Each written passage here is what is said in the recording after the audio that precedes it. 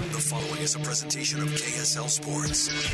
First and 12. A total roundup of this weekend's BYU football and the new look Big 12 Conference. First and 12 is sponsored by Macy's Grocery Store. Your hosts are Mitch Harper and Alex Kirry on KSL News Radio and the KSL Sports Zone.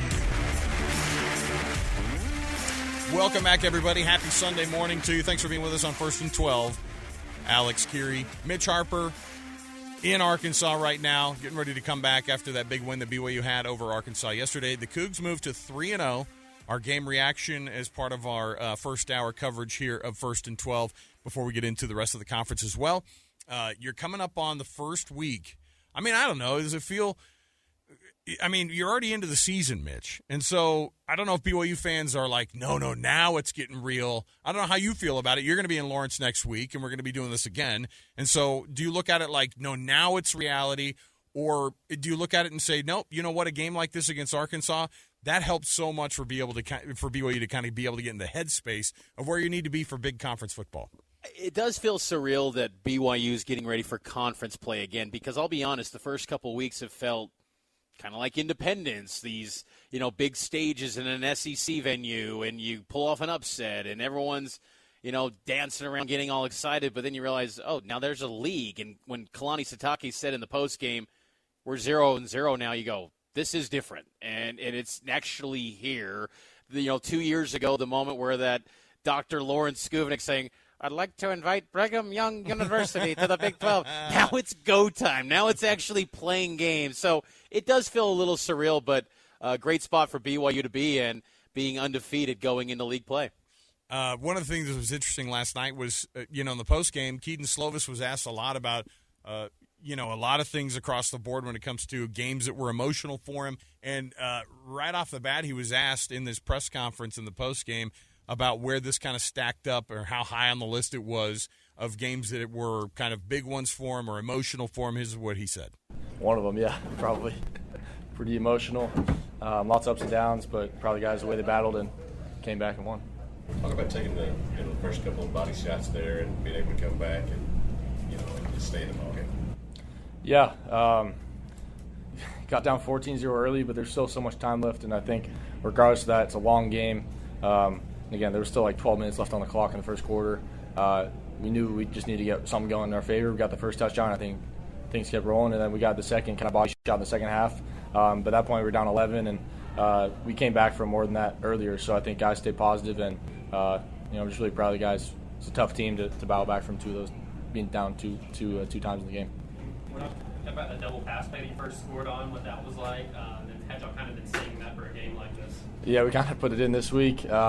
Looked really good in practice. Parker used to play quarterback in high school, so it really every time we ran practice, it was really clean. We always try to put a trick play in every game or a few, always have them in the bag, but that was one that we put in, and I think we knew it was going to get called because of how well we did in practice. What did you see on that play that Keelan Marion on that 37-yarder and then the Chase touchdown too? Yeah, it's when cover one man. We ruled, converts to go there, and Keelan make a heck of a play. And the one that Chase is just a pure progression read. Had to make a safe throw with an underneath defender, and Chase makes a heck of a play. Really, I didn't even get to see it, to be honest. So I just kind of saw him stick a hand out. Same with Keelan. I didn't really get to see it either because I was on the ground. But just happy to see him end up with the ball, and Chase's catch really was huge for us to make it, instead of going to third down in the red zone, we're, scoring and, take the lead. How big of emotional swings were there in this game, the highs and lows? Yeah, it was one of the more emotional games I've ever been a part of. Again, down a lot early, that's tough, but I'm just really proud of the guys stayed resilient. That to me is a sign of a tough team that can handle adversity and play well through it. Again, there were times where the offense didn't play their best, and we felt that, but I think guys kind of came back and stepped up when it was most important. How impressed were you with Isaac on that catch he had? I think he was to set up a touchdown in the first half. He extended out.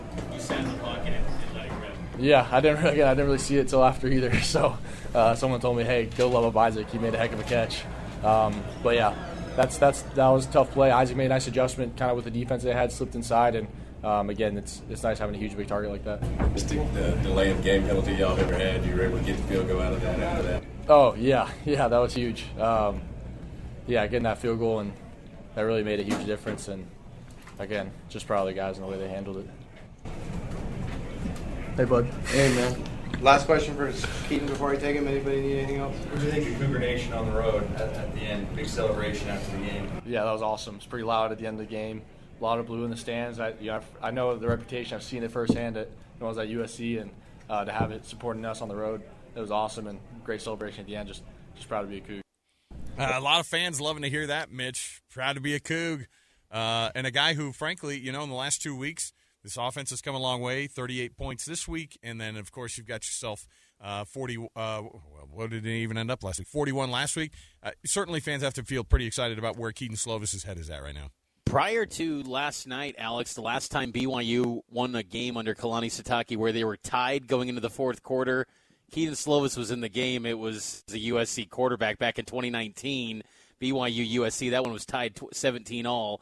Last night it was 31-all going into the fourth quarter. So Kedon ends up on the winning side this time. But it was a good showing. About BYU estimated around 5,000 fans were in attendance. I thought it was a bigger number. I thought about 6, 7. But it sounded loud on the on-air feed. It did. Man, it was really loud. It was, and you could hear the loud defense chants, and that's when Max Tooley got the pick. And yeah, BYU just rose the occasion. They have always been good in the month of September, and Kalani teams have done well in this first month where they jump out of the gates and they make a splash nationally. And I think it's a unique dynamic where they're building up in a season rather than game one's this a blockbuster game. It was kind of the slow build up to Arkansas. Now the climb continues as they go into league play. They're going into league play next week, taking on Kansas, and man, it's a fun thing for fans to be able to kind of jump in. If they were 1-2, or if they were even 2-1, you kind of go, well, you don't know what to expect, and you still don't know what to expect. But I think that's part of the fun. Of going into conference play. There's a lot of just newness to it. Everybody's kind of going, never seen this thing happen before. And next Saturday, of course, BYU's got to hit the road again and try to have a similar result as they go to Kansas. And we'll chat about that, of course, when we get into talking about what's going to be looking like next week. We've got a Big 12 featured game. It's an actual conference game, a first-time conference game for Houston, hosting TCU last night, and that's where we're going to kick things off in our next segment here. So we will jump out here. We'll take the break. Thanks for joining us on First and 12. You can hear us, of course, on KSL News Radio every Sunday from 10 to noon and also from 3 to 5, and then on the KSL Sports Zone every Sunday from 10 to noon as well. Mitch Harper, Alex Kirry. You can download the podcast, First and 12, wherever fine podcasts are peddled to you, and you listen to those. So we'll take the break here. We'll come back. We've got more to go. Our Big 12 featured game next right here on First and 12. Stay with us.